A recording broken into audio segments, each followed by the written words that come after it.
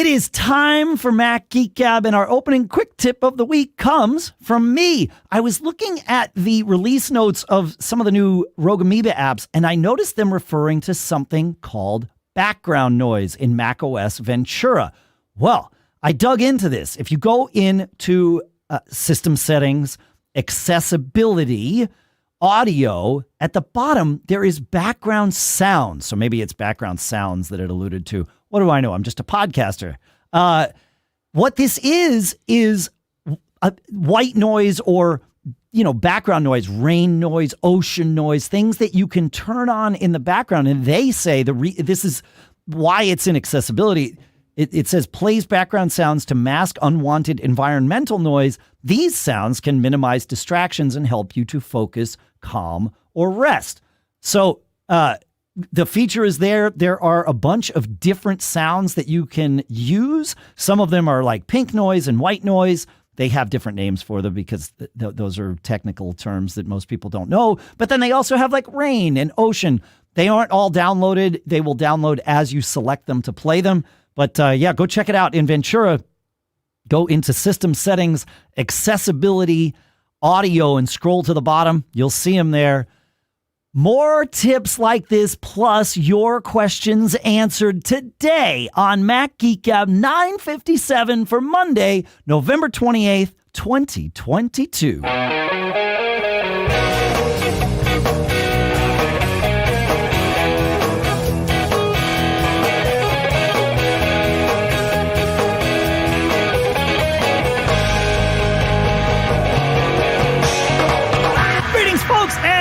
Welcome to Mac Geek Gab, the show where you send your tips, your questions, your cool stuff found into feedback at macgeekgab.com.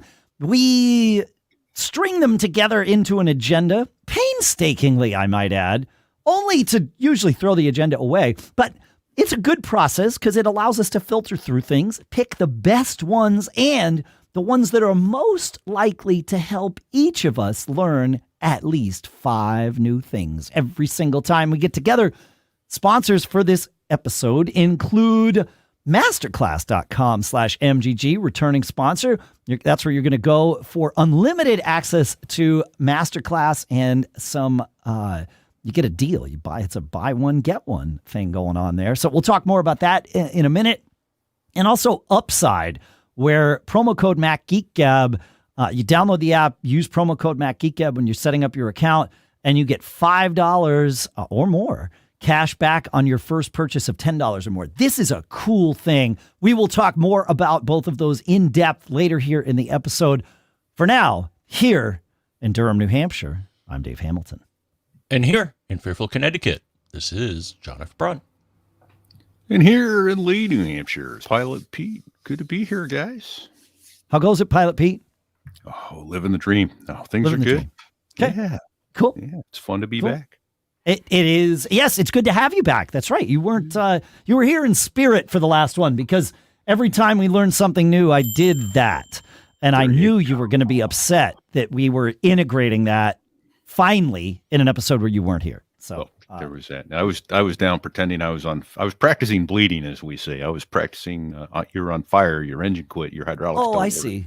all that good stuff. So yeah, that's a good thing for pilots to practice, so that when perhaps an emergency actually happens, it's not the first time you've had to think through that process. It might be the first time you've experienced. It's another Tuesday. There you go. Perfect. Yeah. Hey, speaking of Tuesdays, it won't happen on a Tuesday, but it will happen on a Saturday, December 10th at 4 p.m. Eastern time, which is 9 p.m. UTC. We are going to host our next Hangout. We'll do it as a Zoom call. Yes, I will preserve the password from the public this time. We will do things right so that we aren't deleting people that shouldn't be deleted. But we're going to do it on cord cutting, primarily because A, it's something so many of us are doing, but B, so many of us are doing it in our own ways. Like, not everyone's path is the same, and I think we have a lot to learn from each other. For those of you who haven't been to our Hangouts in the past, these are not just, the three of us to many of you conversations. These are group conversations My goal is to participate the least and learn the most. But I'm happy to share and help and guide things and all of that stuff. But yeah, bring what you're doing, bring your questions. This is truly an interactive, it's just a hangout. It's, grab your favorite beverage, chill out with us for an hour, and we're just hanging out. So, and the topic will loosely, at least, be cord cutting. Who knows what it will become? That is fun. It will be fun. I'm going to learn how to save some money, because how many cord cutters are spending more on individual streaming services? Right? There is that. Yeah. Yes, I might do my. It would be interesting if some/all, but don't feel obligated to do homework for these things. By all means, do not feel that you need to do homework to show up to one of these. Just show up and talk. We'll do some homework though, and if you want to participate in that with us, you're more than welcome.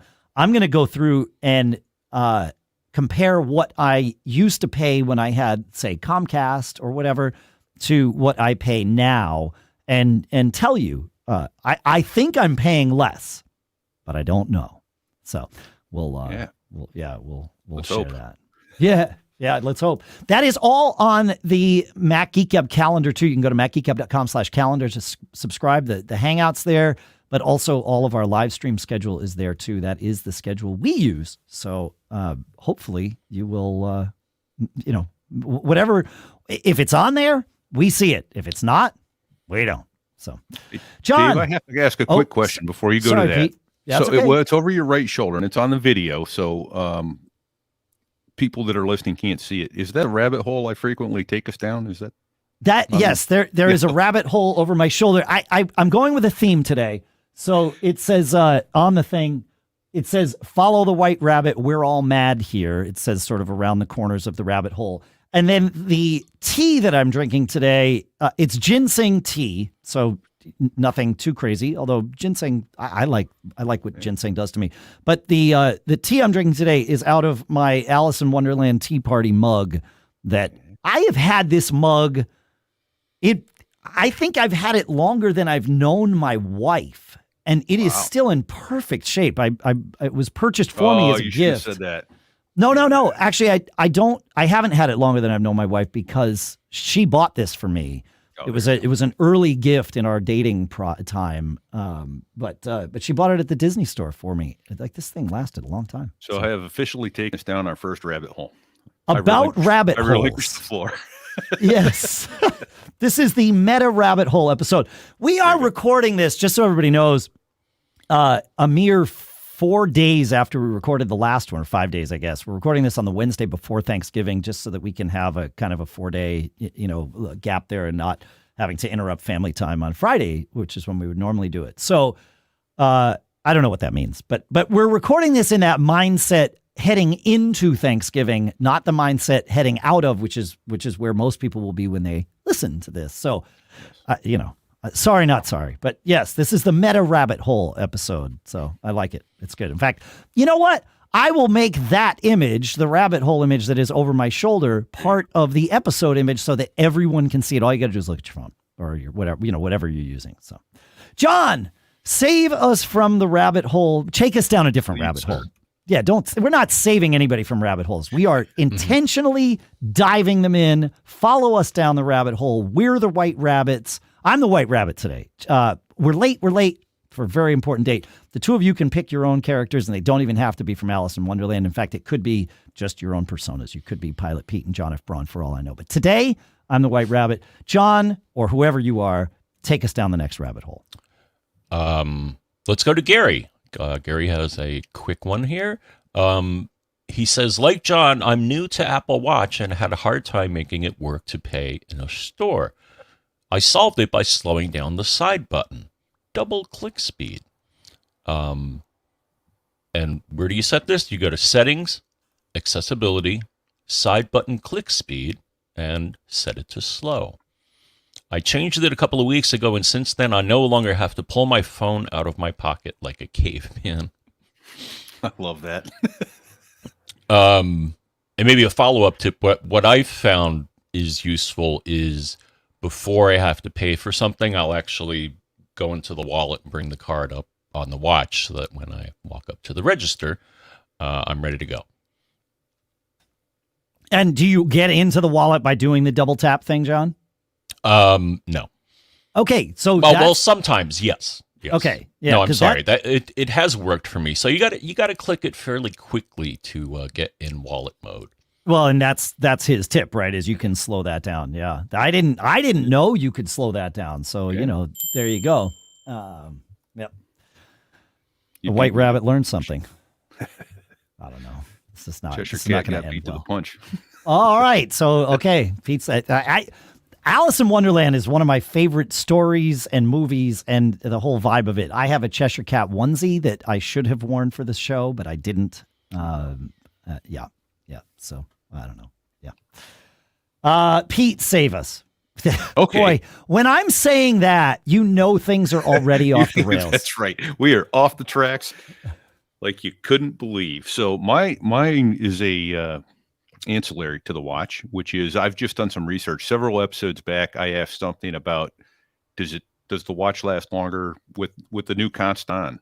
Does the watch last longer with it on or off? That sort of thing. Yeah. So I did my own experiment. Okay, I'm gonna find out. And I will tell you that if you go in the theater mode where your watch face is black most of the time, yes, it does last longer, substantially longer. I went almost 3 days. I started at 93% because I didn't think to start at 100%. And 64 hours later, I was at 19%, which if you're doing the math quickly, is 74% less.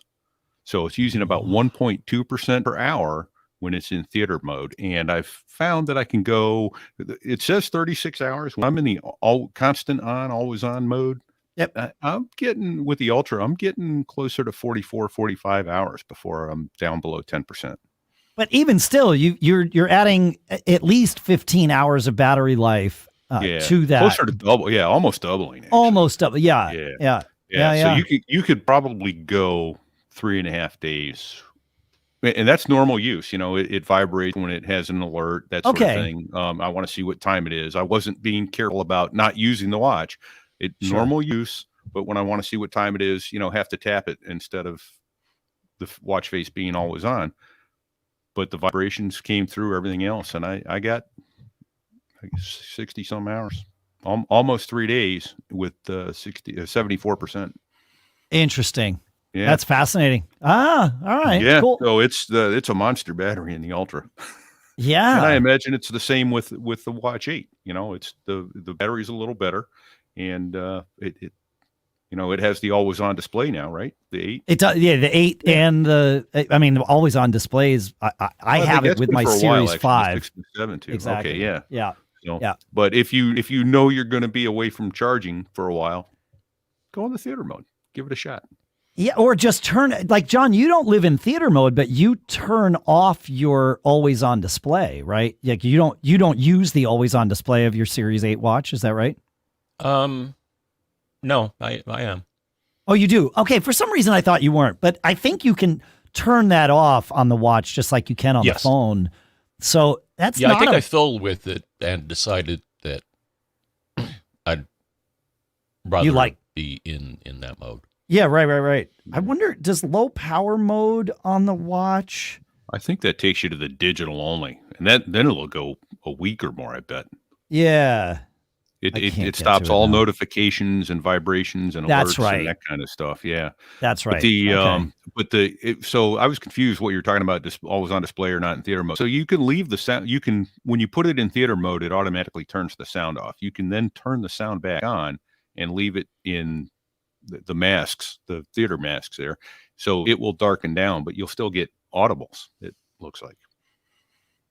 Right. Okay. All right. Okay. You get audible alerts, even though the display is off. Interesting. So, yeah. Interesting. And I had something funny happen. I think it was yesterday, last night. So I do the sleep tracking.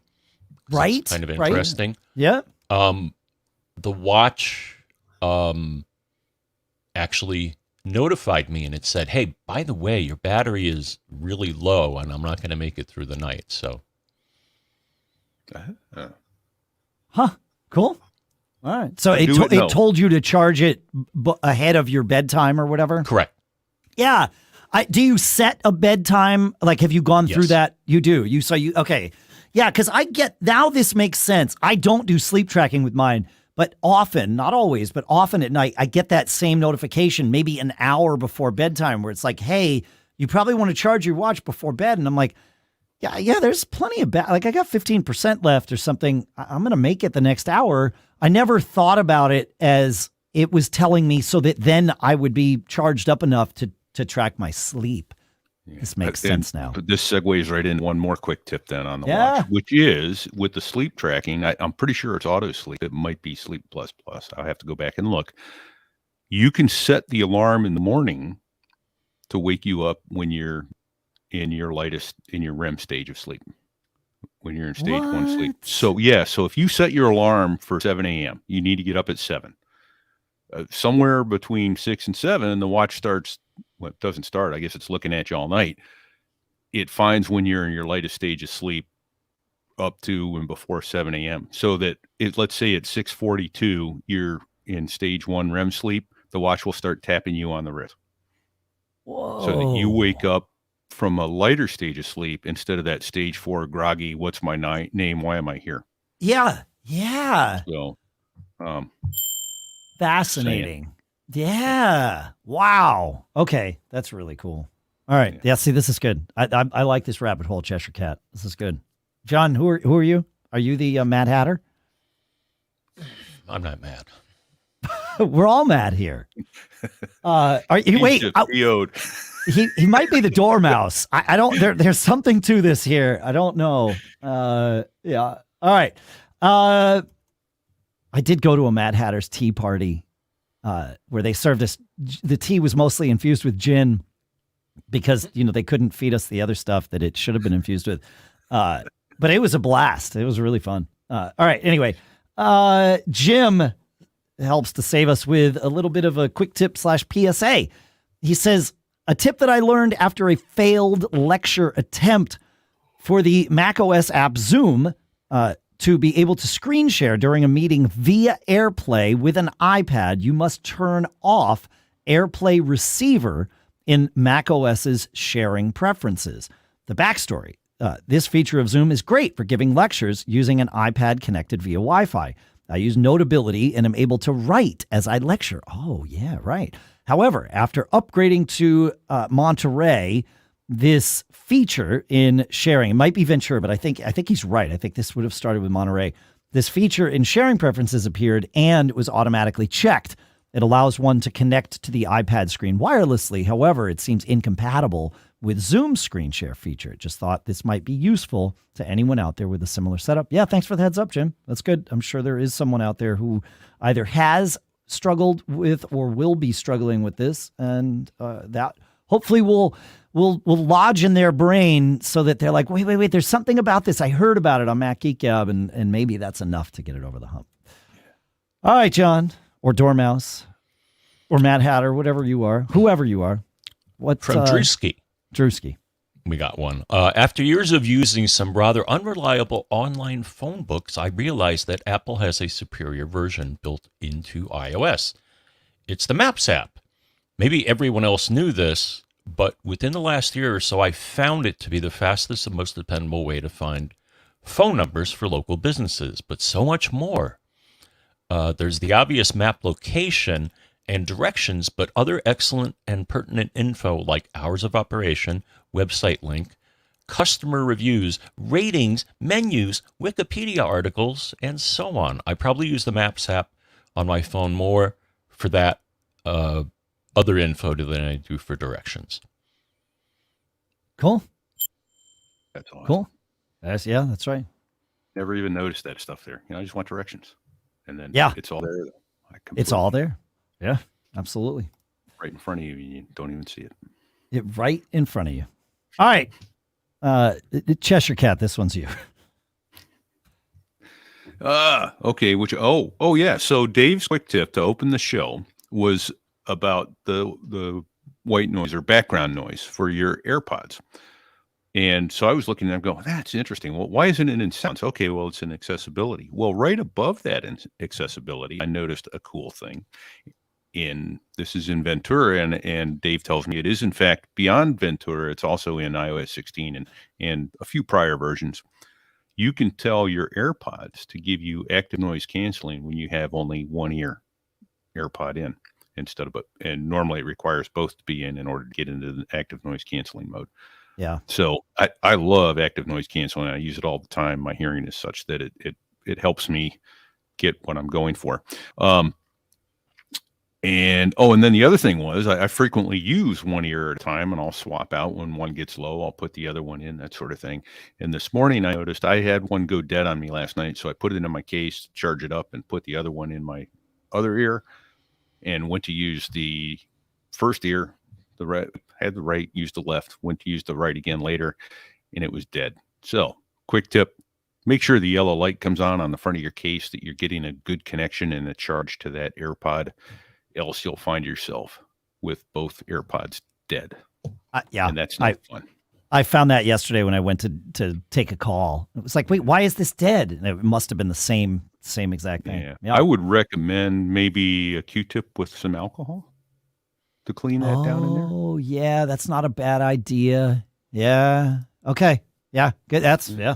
Man, Down chock into full of down tips. into the AirPod case and make sure that those contact points are clean. Chock full of tips. I like it. We got two more for the watch. The first one comes from Bill. This is the one I tried to play last week and failed. So you here today are the lucky ones. Hey guys, Bill from Menlo Park here. Wanted to give a quick tip for Apple Watch users. Earlier this year, I got my first Apple Watch, a version 7. A few months later, our 2-generation household became a 3-generation household. My son and his wife brought home a granddaughter.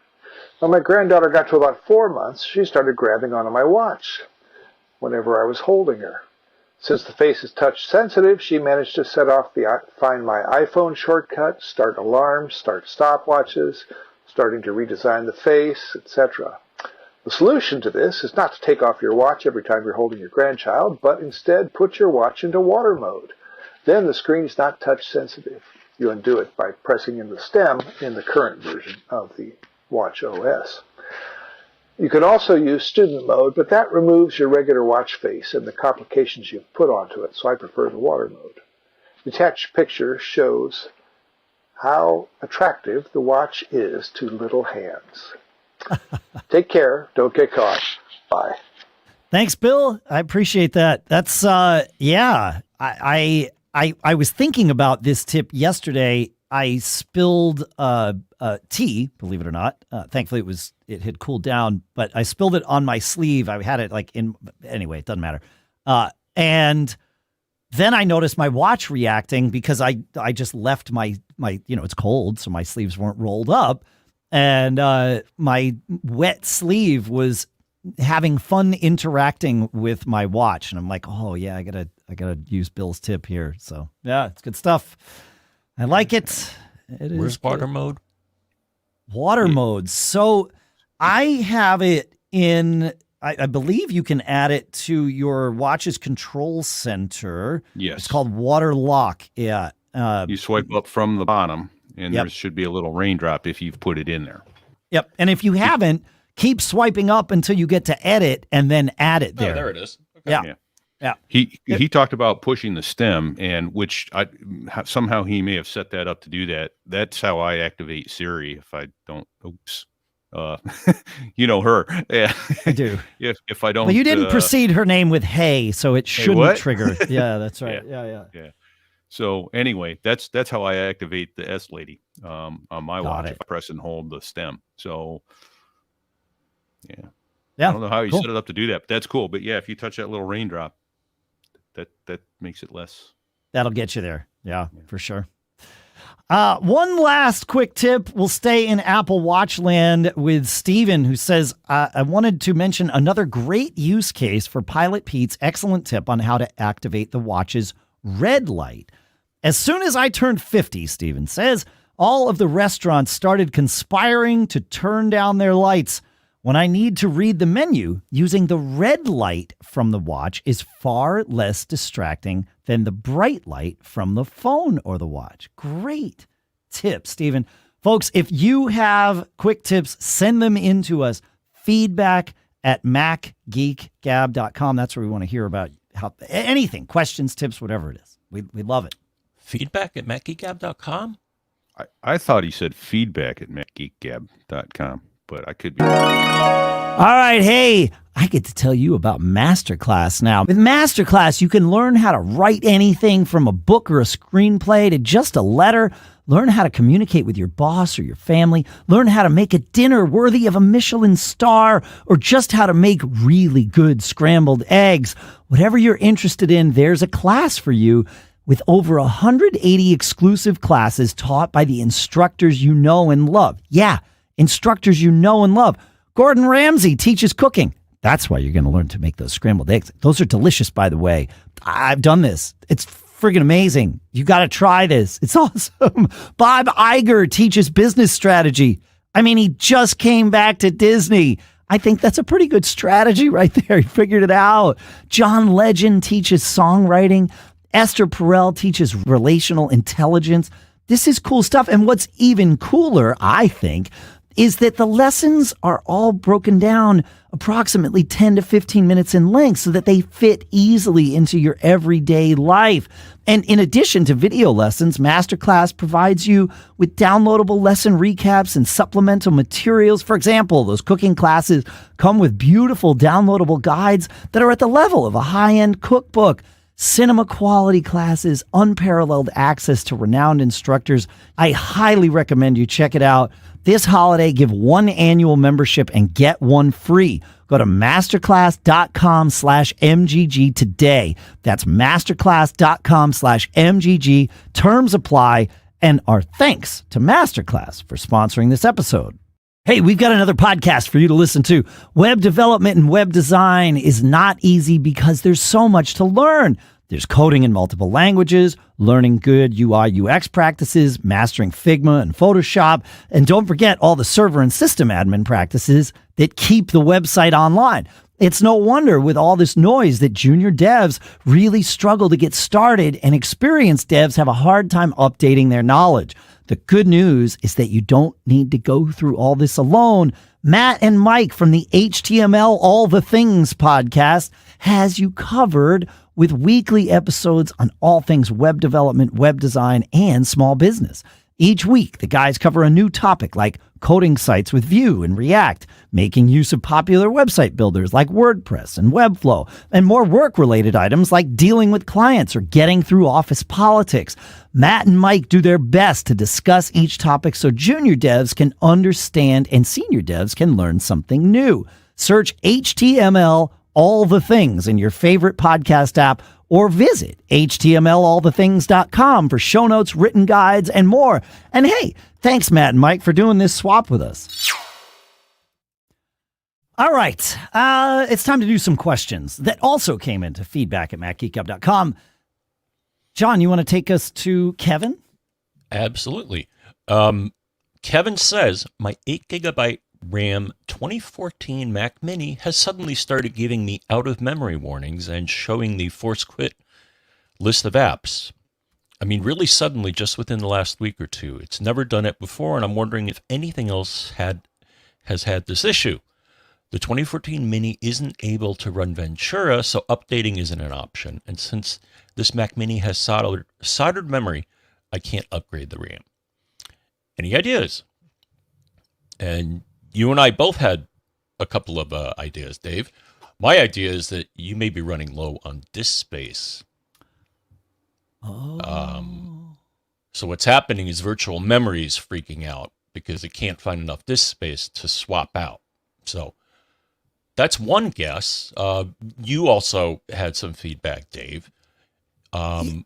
Yeah, that's a great idea. I hadn't thought about that as a potential issue, but of course it very much could be. My thought process, you know, the way we approach questions here often it has to be, is and needs to be from the standpoint of, well, if I were there, here's what I would try next, right? Because we're not there, right? So we often don't get to know the results of our things. So very easily it could be that. My first thought was, let's start with Activity Monitor, right? Go to Launch Activity Monitor, on your Mac, which I believe is in the applications folder. I keep it in my dock, so I don't even know where it is, but I just search for it. Command space bar, activity, boom, there it is, which is another great tip because launching apps with Spotlight is fantastic. Anyway, launch Activity Monitor, go to the memory tab. They don't look like tabs. They look like buttons across the top. It starts with CPU on the left, memory's the next one. So the memory tab button, whatever you want to call it. And then sort by memory usage by clicking on the column header. I like to sort in descending mode so that the thing using the most memory is at the top. This lies to us. I'm just going to say that up front. It's an imperfect science calculating how much memory a given process is using, but it is a consistent science when displayed here in Activity Monitor. So comparing apples to apples, no pun intended, you'll be able to see what is consuming memory. Maybe you've got some app or something that, who knows why, has been running rampant and consuming more memory than it used to, and maybe this is part of the issue here. So, for example, I find, obviously a reboot should, in theory, clear out any one-off apps that are misbehaving. But like Safari, if I leave Safari open for more than 24 hours, it will start just eating up all my RAM. So I use Marco Arment's Quitter, as I've mentioned many times, to automatically quit Safari after 3 hours of non-use of Safari. Not just 3 hours of non-use of my Mac, but 3 hours of non-use of Safari, which never happens if I'm on my Mac. So it's not quitting randomly on me, but it makes sure that it's quit when I get to my desk every morning. And that is the key. So I actually have one other thing that I've noticed. It took me a while to figure it out. I was you're running low on memory. Yeah. And it only turned out when it was a certain website that I was hitting. And then I was getting, this website is using more resources. Do you want me to shut it down? That sort of thing. So the people developing that website need to go to HDMI All Things podcast and figure out why they're chewing up my resources. I'm with you on that. Yeah. Right. Yeah. And what's cool is Safari, and this started certainly a number of years ago. I can't remember exactly when or what version of Safari, but Apple started sandboxing every open tab in its own little application space in Safari, mostly for to keep websites from negatively impacting other websites that you're running and all of that. I think it was a security thing. I could be wrong about that. But one side effect of that is that every website individually, or every tab you have open in Safari individually, shows up in Activity Monitor. So that's how Pete was able to see that a specific website, not just Safari in general, was causing these issues. So, yeah, which is pretty cool. It's a nice side effect of that. Yeah. 4 tips today. Go ahead. Yeah. As a summary, MacPaw has an article. What does your system has run out of application memory mean? Ah, okay. And this has lots of stuff. Their top reasons are what I think we've all touched on. You could be running low on disk space. You have too many apps open, and too many browser tabs. Sure. As you mentioned.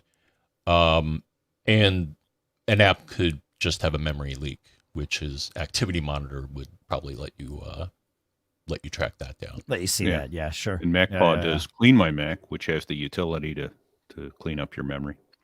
And that, they give themselves a plug in the article.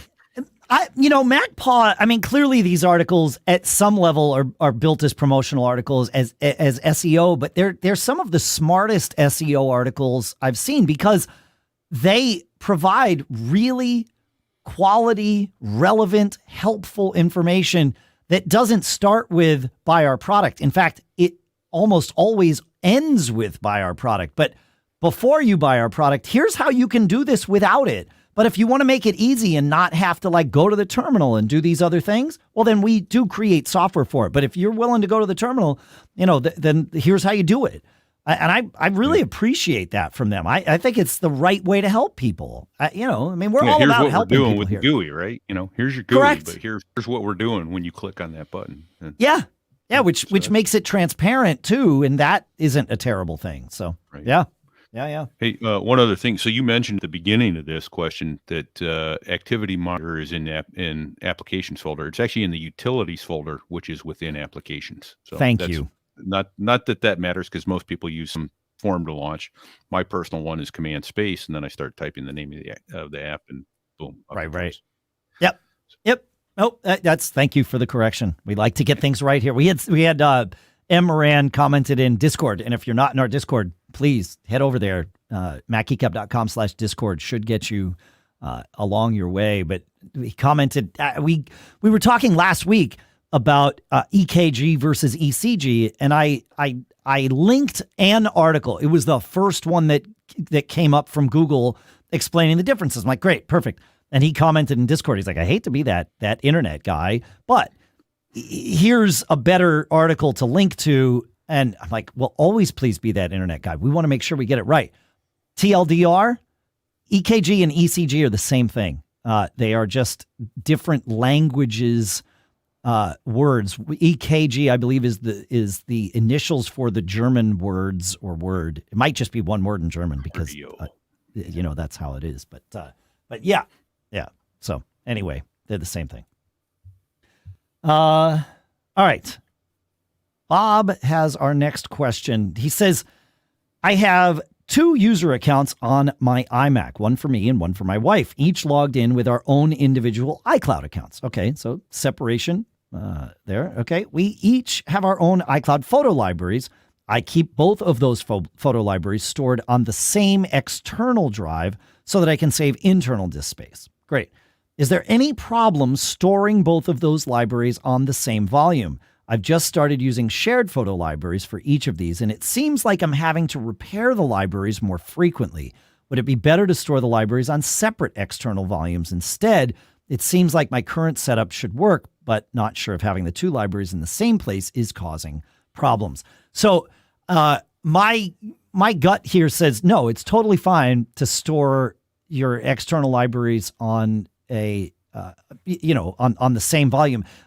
Let's think about it this way. If you were taking the defaults, they would both be stored on the same volume, AKA the internal drive. So storing them on the same volume, AKA the external drive, is totally fine. However, I think I know what the problem is.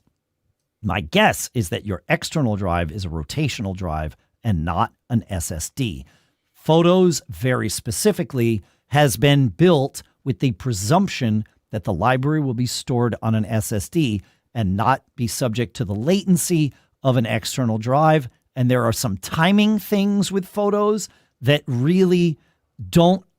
are not happy when they're not on an SSD. So it doesn't surprise me that you're getting corruption. We were seeing the same thing when we were storing photos on network drives. You used to be able to get away with this. Totally fine. No problem whatsoever. As long as you could maintain a consistent connection to the network drive, just like so long as you can maintain a consistent connection to your external drive, it was all totally fine. And then the SSD issue, or SSDs became more commonplace. The other thing is make sure you are using either HFS Plus or APFS for the volume that you're storing your photos library on. I think that's equally as important as storing it on an SSD. And external drives sometimes come Windows formatted and you don't notice it. You just plug it in and you start using it. That could also be part of the problem here. We do know from a reply that we got from Bob that this is a rotational drive. So that's likely the problem, but as we were doing this here, I started thinking about the format of the drive, and I think that's also important. So, would you recommend at least separate folders for the photo library? Well, not in the same folder. I mean, it wouldn't matter because each photo library, each photo library is its own folder anyway, right? I mean, it appears as a package, but one self-contained package, but really it's just a bunch of subfolders. So, if you click it, you can say show containing show contents or whatever like that, right? Yeah, show contents. Yeah, but as long as it's a different file name, which it would be, otherwise you're pointing to the same one. In which case, all bets are off. Don't do that. Like that, I was going to say I don't have any advice for you. I do have advice. Do not share photo libraries between multiple accounts. It will not end well. So, yeah. Well, I got to say, I was, here we go. Rotational versus SSD, had no idea. That just doesn't make sense until you explained, okay, timing issues as it writes to the database. And Pete, we need to work on the way your audio routes, because when you play that bell sound, it mutes your voice. And I don't know why that. You might have it going through some kind of compression or limiting or something like that, but just FYI. Oh, so, there you go. All right, John, you want to take us to Gary? Let's go to Gary. All right, Gary says, "Hey, MacGeekGab crew, I tried to send a friend Apple Cash for her birthday last week, and when I clicked the pay button in the text message I was sending her, I got a message saying, first name, last name, cannot accept Apple Cash. The friend has an iPhone 13. However, I was able to send a different friend Apple Cash for her birthday back in September, and she has an iPhone 7. Both friends are blue on my iMessages, so I can understand someone who isn't an iPhone user not being able to receive Apple Cash. But what prevents certain iPhone users from not being able to accept it? Keep up the great work and have a great Thanksgiving. You too." Couple of things. So I found 2 Apple support articles, which may be worth looking at. Okay. So one is called Set Up Apple Cash. Because as far as I know, Apple Cash is not on by default, right? Oh. So, yeah, okay. You see a slider with, if you follow the directions, you'll see a slider for it, and I don't believe it's enabled by default. Interesting. Okay. So that could be one reason. The other reason, which is in another Apple support article called "If You Can't Send or Receive Money with Apple Cash." All right. And sounds like a good place to tell start. you the steps to go through. What's interesting is there is a step, verify your identity. Oh, interesting. In another article, yes, verify your identity jumped out at me as something that one or the other may have to do again. Interesting. Yeah, it says how to verify your identity for Apple Cash. Open the wallet app, tap your Apple Cash card, tap the More button, tap details, go to settings, et cetera, et cetera. So, and then verify identity, and you're going to need to take a picture of your driver's license. Oh, fascinating. So people that want to try sending money should send it to boxav8r at me.com, and I'll let you know if it comes through okay. I promise. I know our audience wouldn't spam any one of us, even if we shared our personal email addresses or Apple IDs, as Pete just did. I didn't think of that. Yeah, but I know you won't. I know you won't. But it would be poetic justice if you did. I'm just gonna say. Oh boy, now I have to change my Apple ID. No, the thing is, we have a good audience. Like they actually won't. I'm the only jackass here that would do that. And I already text you all the time anyway. So yeah. All right. Yeah. Please don't sign me up for anything, folks. Right. Exactly. No, like money. You can send money. Send the money. Yeah, sure. Speaking of one other person who might actually spam you there, Pete, but only because you know her. Allison Sheridan sent from Podfeet from NoSilicast sent in a note to us, and it led down an interesting path. She said, "I made my Steve, her husband Steve, listen to I was on Chit Chat Across the Pond with her, and we talked about Wi-Fi 6E and backhaul, and we had a great conversation about that. So she had Steve listen to that, and she was with him, and so she said, when I re-listened, I heard myself say, yeah, I really need to get iPerf 3 running on my Synology, which is something we've talked about here before. running the iPerf 3 package, which is available from like Sino Community, I think, running that on your disk station means that you always have an iPerf server running on your network. iPerf is a fantastic way to do bandwidth tests, and having a server always running means that you don't have to go and set up a server each time you want to do a local network bandwidth test, which is different from a speed test of your ISP. So she says, using my phone to tether to my Mac and the net, my Mac and my Synology are both on Tailnet using TicketMaster. And she says, I was able to open a web browser to the magic DNS of my Synology, and I discovered that somewhere along the line, I had already installed iPerf 3. And that part of the story is relevant because of the TicketMaster part. So she popped open a terminal and from remote ran iPerf 3 to her magic DNS name of her Synology, which is magic DNS is part of TicketMaster. And she noticed that she was getting 3.3 megabits per second. That's pretty slow. She ran it again when she got home with her Mac on Wi-Fi and no more than 10 feet from the access point, the Wi-Fi access point, and went up to 54 megabits per second. She shut off Wi-Fi and did it again over wired Ethernet through a gigabit switch and got 270 megabits per second. All of these speeds, that 270 was the one that jumped out to me. All the others, Wi-Fi, you never know what's causing problems, right? But when she said she got speeds of 270 megabits per second over Ethernet, that, you want to talk about the bells went off. I'm like, wait, that doesn't sound right, because when I do it over Ethernet to my Synology using iPerf, I get full like 940 megabit per second, aka full gigabit Ethernet speed. So I immediately broke out my I sat down at my M1 Mini, which is Etherneted into my network, and I ran an iPerf test direct to my Synology to its IP address, so across the local network, and I got my 940. I'm like, okay, got a baseline, and I tested it both directions. Everything's good. Great. And then I did exactly the same test, except instead of sending it to the IP address of my Synology locally, I sent it to my magic DNS address, which goes through TicketMaster.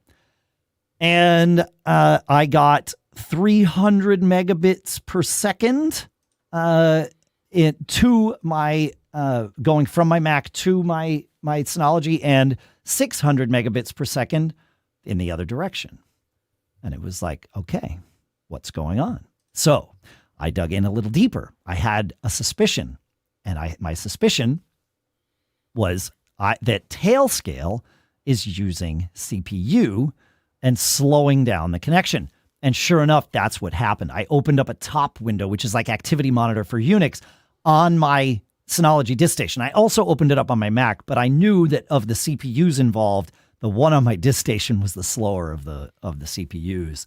And sure enough, TicketMaster's process usage spiked during that speed test because it was trying to like manage all of this traffic around and through its engine. And for whatever reason, I guess its engine is just not tuned to be efficient enough to do that. So TicketMaster is, I still maintain that TicketMaster is awesome and amazing, but it does use CPU. So if you were doing bandwidth intensive stuff on your local network where you can avoid using TicketMaster, I would do that. If you are doing bandwidth intensive stuff over the WAN, over the internet, and you have the ability to bypass TicketMaster with some other type of VPN server that doesn't have bandwidth constraints, try that, or at least test it and see which of your paths is the least worst, if you will. I've got a question.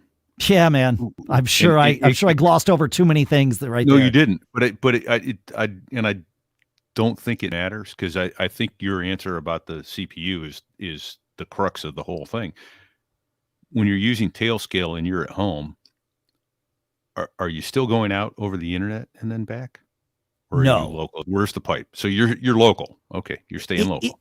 It's local. It is CPU. It's 100% CPU. Yeah, but it is routing through your TicketMaster engine on both devices. Right. And to be clear, not to be clear because I didn't say it before, I also watched the TicketMaster process spike on my on my M1 Mini. And interestingly enough, I didn't do enough testing with this to say what I'm about to say for certain, but I'll say it anyway. I also did a test from my iMac here in the studio, which is an Intel chip, right? So in terms of like Geekbench numbers, my M1 Mini is faster than this Intel iMac, CPU-wise, right? Raw CPU. However, I said I got, and this is true, I got 300 megabits per second from my Mac Mini to my Synology and 600 megabits per second in the other direction. When I did it on my Intel Mac, those speeds were almost doubled.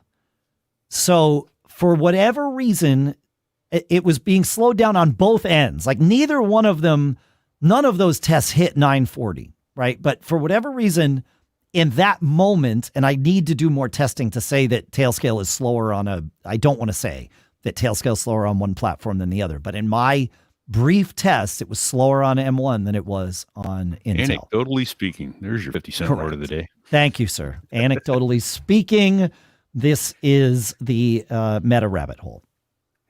Yeah. So there you go. So thanks for coming down that rabbit hole with us, folks. This is fun stuff. Hey, inflation has us all thinking about different ways to cut back. Maybe you're eating out less. Maybe you've cut back your holiday budget a little bit, which kind of sucks, but it's one of those things. It happens. Maybe you're traveling less. Whether it's driving less, eating out less, or buying less from the grocery store, we can all agree that there's nothing fun about less. And that's why I'm really happy about our sponsor, Upside. Upside is this awesome app for anyone who buys gas, groceries, or dines out. And with Upside, maybe you don't have to cut back because you get cash back on every purchase. I've used Upside. To get started, what you do is you go download the free Upside app. Then you use our promo code macgeekgab. You got to use the whole thing. And you get $5 or more cash back on your first purchase of $10 or more. I did this at the gas station, and it actually was super easy. I just picked the gas station. It was in the Upside thing. It was right on my way. It was fine. I filled my tank because, that's what you do at the gas station. And then I took a picture of the receipt in the Upside app, and then they processed it, and I got my $5. It was amazing how it all just kind of works. You just claim the offer inside of the app, and then you just pay as usual with your credit or debit card. And in comparison to your credit card rewards or loyalty programs, with Upside, you can earn 3 times more cash back. This is the kind of thing that appeals to Mr. John F. Braun here. Upside users are earning more than $1 million every week. That's probably why they have a 4.8 star rating on the App Store. Download the free Upside app and use promo code MacGeekGab to get $5 or more cash back on your first purchase of $10 or more. That's $5 or more cash back on your first purchase of $10 or more using promo code MacGeekGab. And our thanks to Upside for sponsoring this episode. Hey, John and Pete, are either one of you guys Swifties? Did you try and get tickets for Taylor Swift last week? No. Okay. I saw that it just wasn't going to be possible unless I had 12 large burning a hole in my pocket. Is that all? Okay. Decided yeah. Yes. I would go see Taylor Swift live. I've heard she's an amazing performer, and I did try to sign up for the pre-sales, but I didn't even get I was waitlisted for the pre-sale. I'm sure that if you are interested at all, and probably even if you aren't interested at all in this, you've heard all of the stories about how that pre-sale went super sideways, and the Ticketmaster and Taylor Swift, and there's all that stuff going on. And I say I'm sure you've heard all the stories. We're not going to retell those, but I think there's probably one that you didn't hear. And I dug into this because as soon as I heard this story, I was like, wait a minute, what happened here? The whole idea behind the Ticketmaster presale and why you have to sign up for a code in advance and all of that stuff. And trust me, I'm going somewhere nerdy with this. Just bear with me. I know it's a rabbit hole. Sorry. But we're going somewhere fun. The whole idea is because they know that there's going to be huge demand for this, and they want to make sure that the verified fans, that's what they call this, the Ticketmaster verified fan presale, the verified fans have a shot at getting tickets. And the way this verified fan presale thing works is you buy the tickets and then you have to be the one to use them. You can buy 4 tickets. You have to be one of the people. The person that with the credit card has to be the one that shows up at the thing. And then you can bring, your 3 other people with you as you might expect.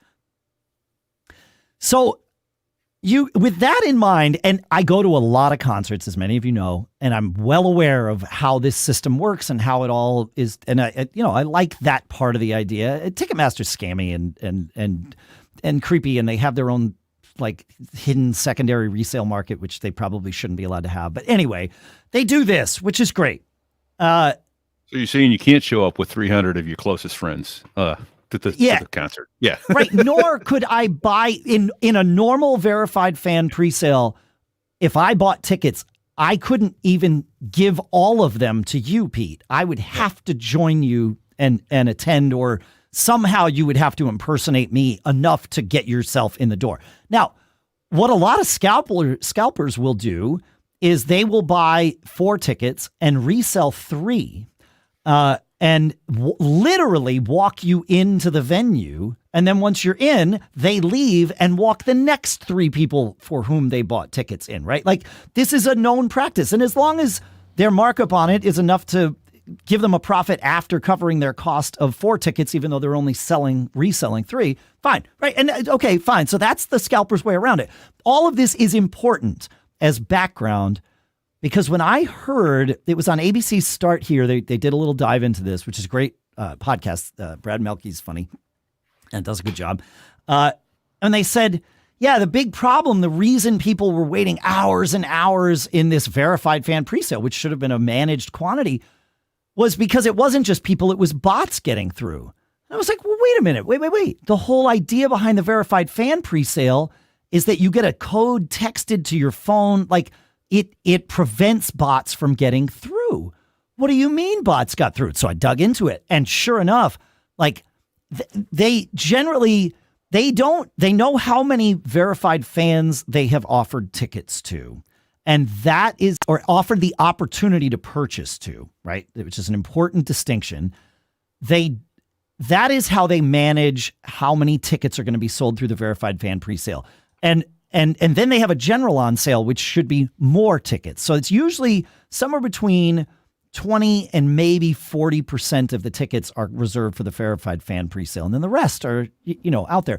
But they don't know, A, if those people that have the verified fan are going to buy, and B, they don't know how many tickets. They cap them at 4, but they know that not everybody is going to buy 4. And sometimes they cap them at 8, like whatever the limit for that on sale is.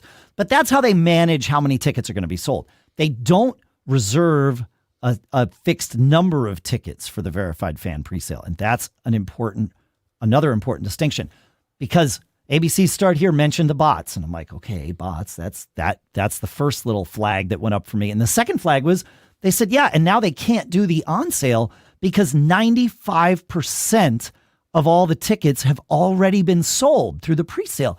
And what happened was the bot writers, we'll call them the bot makers, had figured out how to bypass the verified fan presale. So not only was it the verified fans trying to get in, but it was people who did not even have verified fan codes that somehow had figured out how to get past the system. And this comes as absolutely no surprise to us. John, you and I came up in a time where software vendors were using copy protection on software, literally using writing different ways of preventing people from copying the bits of the software to another disk, right? You would get your software on a floppy disk and they would prevent you from copying that disk, even to make your own legitimate backup, right? That you might want to store at a friend's house. That finally ended, though, because it was just a game of cat and mouse, right? Like the vendors would come up with a new way of doing things. The people that were breaking the copy protection would figure that out, and it would just go back and forth.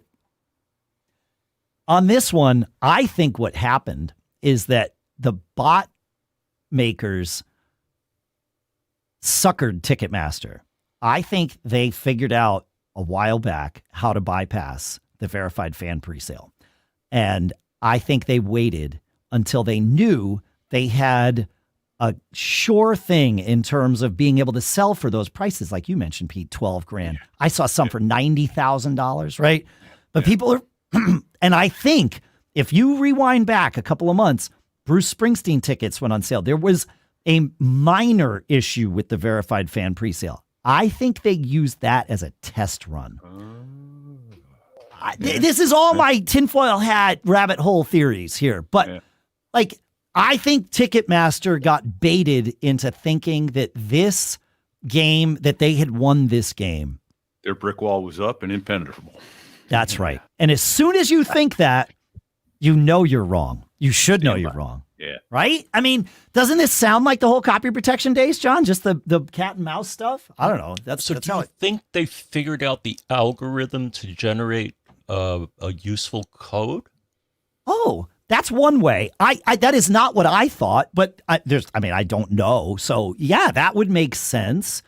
The way I thought was they took a look at the web page and said, okay, is entering the code actually relevant when you make your purchase, or is it just to get you past that firewall and into the system? And once you're in, it doesn't matter whether or not the system doesn't even check to see if you are authenticated with a code. That would have been like, if I were a bot maker, that's how I would approach it. It's like, okay, how do I just do an end around on this and get past the gatekeeper to the normal ticket buying? How do I get to that website directly? Right. I don't, but John, you might be right about like, that's like if there's a Both simple great algorithm. theories. Yeah. Yeah. Yeah. Cause it costs you nothing to get those codes, right? So you could do verified fan presale codes for every act that does one, and then start doing your regression analysis on, okay, are these codes related to my email address, or are they related to, how are they generating these codes? How do they know they're good? Yeah. Dave, how long were the codes? Were they 4 characters, 6 characters? I think they're somewhere, but I want to say 6 or 8. I just got one. Hang on. I got one for Garth Brooks. I didn't. Because the reason I'm asking is that once you know the length of the code, then it's just a matter of, almost random guessing. My code for Garth Brooks, I'm happy to share this on the show. The pre-sale's over, is all caps, except for the number, which has no capital equivalent. CVJMM6S. So that is 7 characters. Yeah. So then you have to go with it. They're all 7 characters. In fact, I have them all in the same text message thread. So yeah. I don't know. That simplifies things. Yup. And that it's not 18 or 20 characters simplifies it. Yep. John, you might be right about this, that they just, that they didn't create a pool of codes, that they created a formula for codes. Yeah. Or they figured out the URL that you end up at. Yeah. It'd be the other one is like. Excellent point. Right. That would be the simplest path of all. It's just, what's that URL? Yeah. Get me there. I'm good to go. I'm in. Yeah. Even if all you have to do is like take your code and get in, right? So now you're in. What URL is that? Can I share that URL with somebody? Right. Mm-hmm. I mean, it might be that simple. Who knows? Like these systems. Yeah. What a rookie mistake. I mean, geez. But that's the thing. The professional IT security people need to obviously be running the big websites like that involve hundreds of thousands, if not millions of dollars. Right. And it sounds like they got rank amateurs doing it. Yeah, well, like maybe. I could come up with a 7-digit character that, today I could figure out how to do that. Yeah. And then I'd get beat down hard like Ticketmaster did. You need trained professionals doing that stuff, folks. Well, and they need to be like always active, because the people on the other side are always active, right? Like complacency is the issue. Like even then you will only develop to the point where you think you need to go, right? Like they're not they're not doing voice verification. They're not doing camera verification, which they could easily do. Pretty much every device that's going to be online buying tickets has a camera on it, right? So you could do that, take a picture of the person who bought it. Now, you know that you can do, photo analysis or whatever and figure all that out. I don't know. Like there's a million ways that this could have happened, but when you think you have gotten it right is perhaps the only moment where it's correct. But if you stop there, someone will pass you. Now, in the chat, Brian Monroe, or maybe it was, it was Mark Moran, and Brian Monroe are having a conversation at live.macgeekgab.com. And one of the speculation there is it could be just that whoever the programmers are got paid off. As you pointed out, Pete, there are millions of dollars at play here. Is a programmer susceptible to the almighty dollar? Probs. I'm guessing they get paid in almighty dollars to do their job. They might get paid in lots more almighty dollars to tell people how they did their job. I'm not saying that TicketMaster programmers are selling out the back door, but if any one company's programmers were to do this, poetic justice. Yeah, right. I mean, yeah, this is it is just a lot of justifiable outrage over this. Stop it. Well, the other thing Sell that occurred to me, done. the other thing that occurred to me when I looked at the article from Ticketmaster, they show a graph of requests for tickets, and there's this big, huge spike. It almost looks to me like a distributed denial of service attack. So they may need to re-architect their... Well, I mean, there is, you're right. Like that is exactly, but anytime there is... yeah, right. Anytime there's a ticket on sale, it is a DDoS, right? Because there's lots of people from everywhere. Legitimate people, of course, but enough of them will crater the server. That's also part of why they do the verified fan thing. They only send out codes to a number of people that they know their servers can easily handle.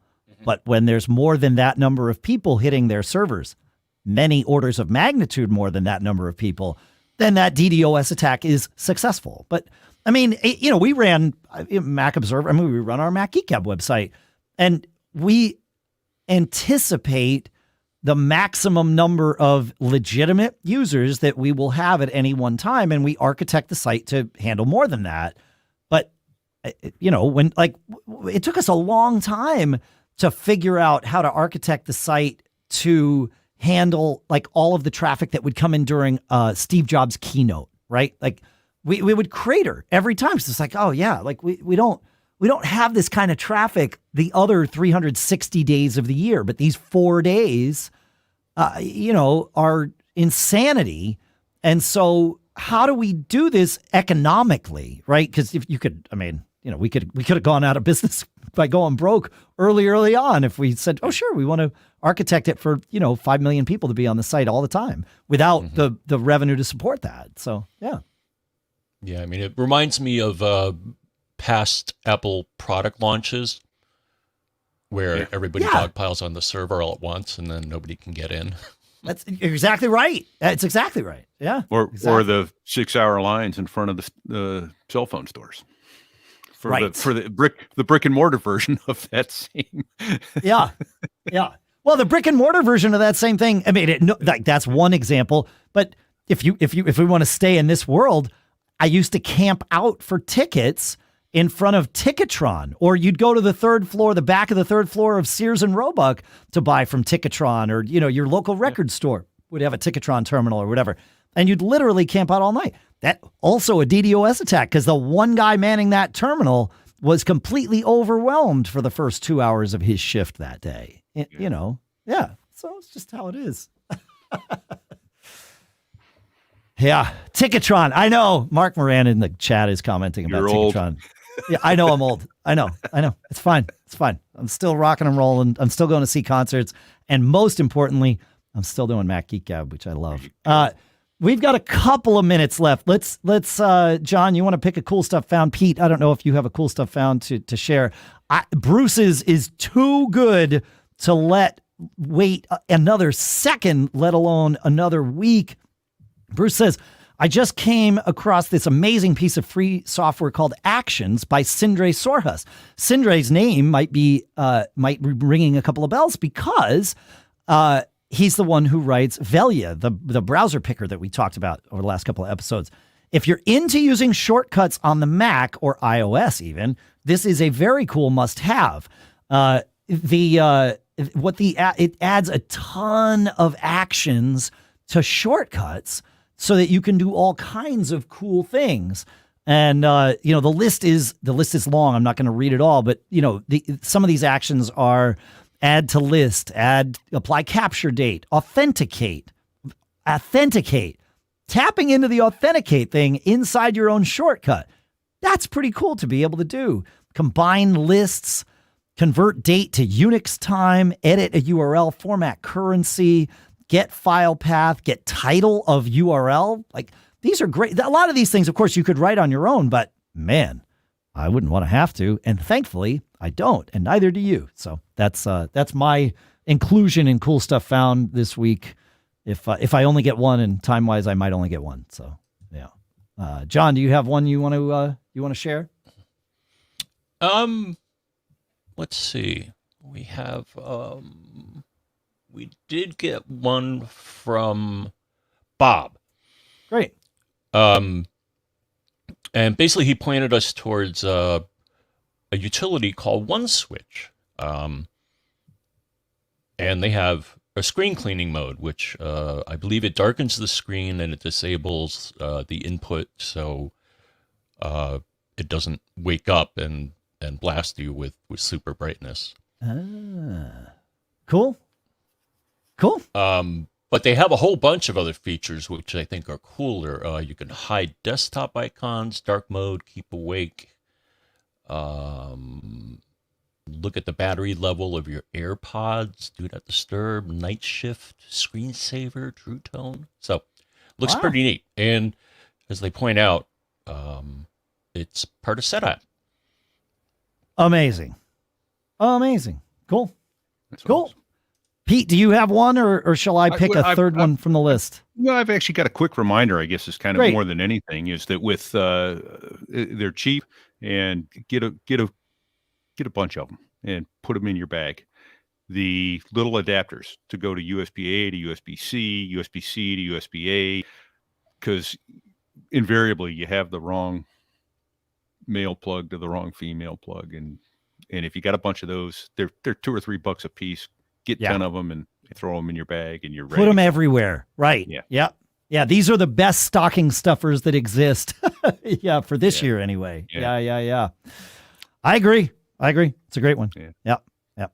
We got lots more cool stuff found to share with you. We will do, we will prioritize that next week because some of these things are good for the, the holiday buying season. So yeah.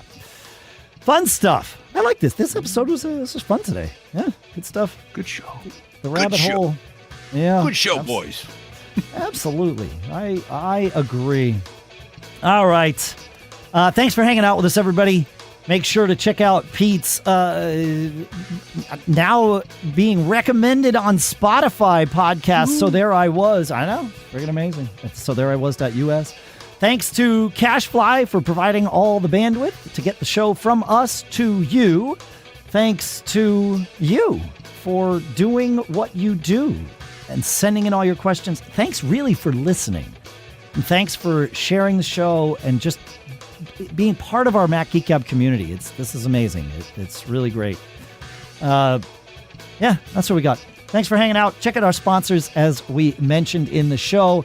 We have masterclass.com/MGG and upside.com, where after you download the app, use the code macgeekgab to get your $5. I know. It's great.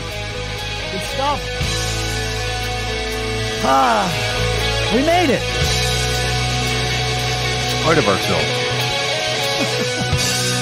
John, can you tell us what Pete's shirt says, man? I believe it says don't get caught. Made on a Mac. Them some good advice right there.